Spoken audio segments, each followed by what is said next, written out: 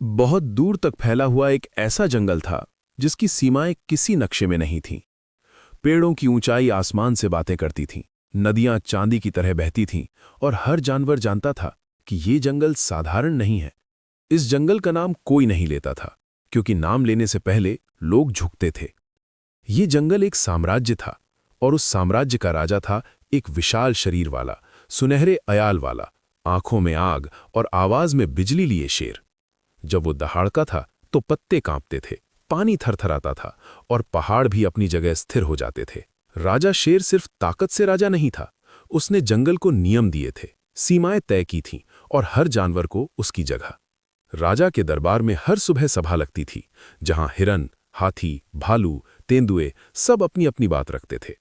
लेकिन राजा के दाहिने खड़ा रहता था एक धूसर रंग का तीखी आंखों वाला भेड़िया। वही था मंत्री।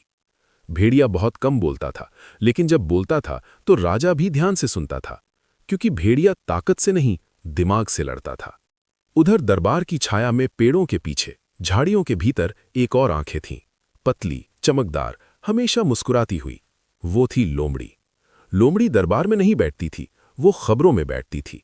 कौन क्या सोच रहा है, कौन किससे नाराज है, कौन राजा को गिराना चाहता है, कौन मंत्री से डरता है, सब लोमड़ी को पता था।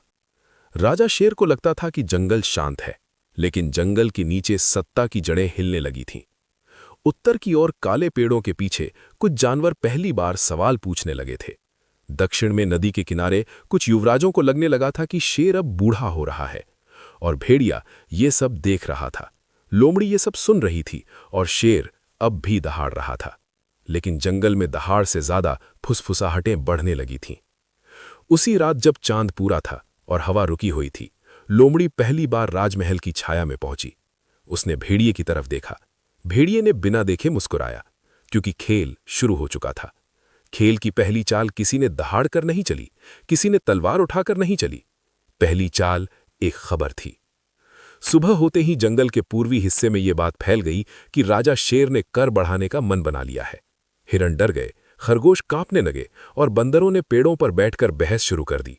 राजा ने ऐसा कुछ कहा नहीं था, लेकिन खबर सच जैसी लग रही थी। भेड़िया दरबार में पहुंचा।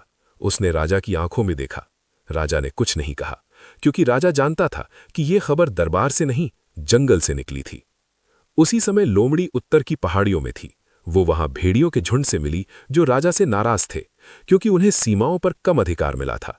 लोमड़ी ने कुछ नहीं कहा, उसने बस सुना, और जब वो लौटी तो उसने मंत्री को बताया कि असली आग उत्तर में सुलग रही है। भेड़िया मुस्कुराया, लेकिन उसकी मुस्कान में कोई खुशी नहीं थी, क्योंकि वो जानता था कि आग को या तो पानी से बुझाया जाता है या हवा देकर भड़काया जाता है। उसी दिन राजा शेर ने जंगल का संविधान दोबारा पढ़वाया। हर जानवर को उसकी जिम्मेदारी और उसकी सीमा याद दिलाई गई।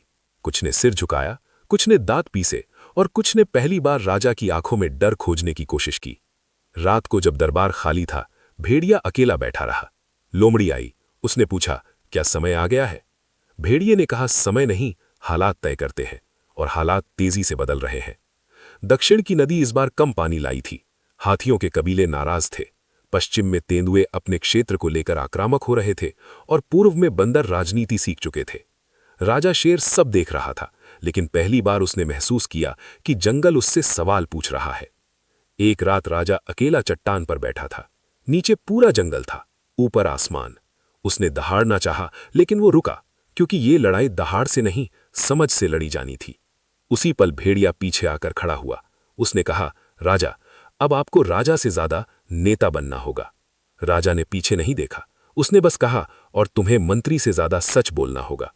दूर झाड़ियों के भीतर लोमड़ी मुस्कुरा रही थी, क्योंकि सच अब सबसे खतरनाक हथियार बनने वाला था। और ये